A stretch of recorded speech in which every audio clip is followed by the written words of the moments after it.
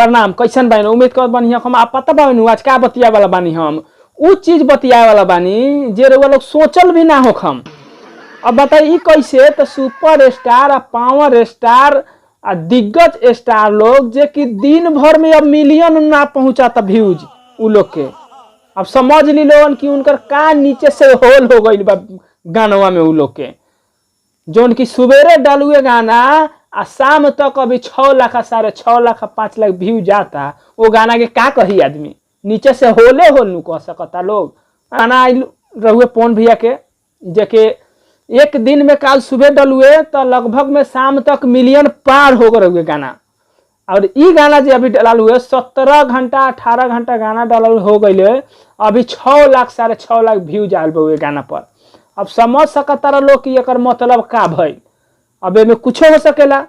अब में साफ साफ देखो हम बतावत है, जरूर मिल के आइला के बाद ऑडियंस लोग के उनकारा तो दिल के जे भरास रहे से तो खत्म हो गए, लेकिन ऑडियंस लोग के तो सब दिखाई देवल भाई लोग। इ तो बात एकदम सही बावे कि जे लोग अगर मिल के अइले, जे लोग के अगर बुरा लागता उ साफ साफ या अच्छा लागता उ साफ साफ व्यूज में यहाँ पता चलता। जबकि ई 3-4 दिन पहले से गाना के काफी डिमांड रहा, काफी डिमांड से चलत भी रहे कि गाना अगर आइए तो एक दिन में 10 मिलियन पहुंचा देवे के बाद। यहाँ देखा कि एक दिन में 10 मिलियन का 1 मिलियन व्यूज ना पहुंच पाता।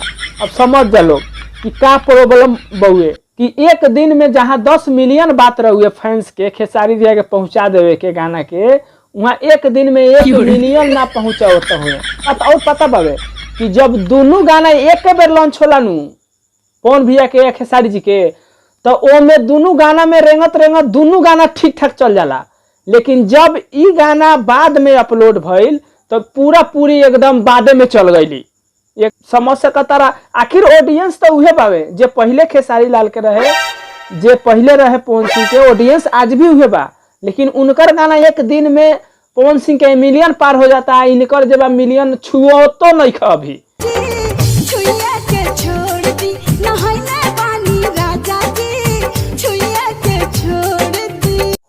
तनी मनी कम रहेला तो चलो मिलियन पहुंच जाता, लेकिन अभी छुअलो नहीं खे। अब का कही लो, जबकि जे गाना जोरे जोरे डलाला नु रेंगत रेंगत रेंगत रेंगत दोनों बराबर में चल जाला। आई गाना के बारे में का कही भाई लोग, ई आवे से पहले इतना ना ई गाना के रिव्यू हो गए रहे कि कहत रहुए इतना लाख लगा के बनल बा, उतना लाख लगा के बनल बा। आई साफ साफ गाना में झलकत हुए ऑडियंस के प्यार कि ई कितना रुपया लगा के बनल बउए कि माने दिन भर में मिलियन ना जाता हुए व्यू।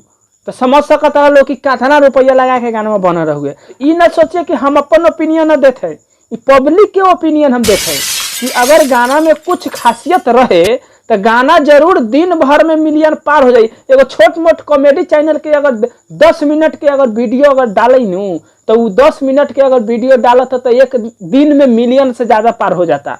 कुछ ऐसा कॉमेडी चैनल बावे जो हम नाम प्रमोशन ना कर सकता नहीं, लेकिन कुछ ऐसा बावे जो एक दिन में मिलियन पार कर जाता हुए। आई हम बड़का बड़का सुपर स्टार दिग्गज स्टार लोग के जो कि दिन भर में मिलियन नहीं खे पार रहो, दिन भर में मिलियन पार ना होता। जबकि बात रहुए कि एक दिन में 10 मिलियन गाना पूरा देवे के रहुए। अब रहुआ लोग के का ओपिनियन लागता, तब अच्छा लागल हो तो लाइक कर दिया। हमार चैनल पे नया हो तो सब्सक्राइब कर दिया। हमें क्या डराएगा मौत का मंजर, रूह कांप उठती है जब हम दहाड़ देते हैं। तेरे जैसे भड़ुओं की क्या औकात, हम खेल खेल में भी शेरों के जबड़े फाड़ देते हैं।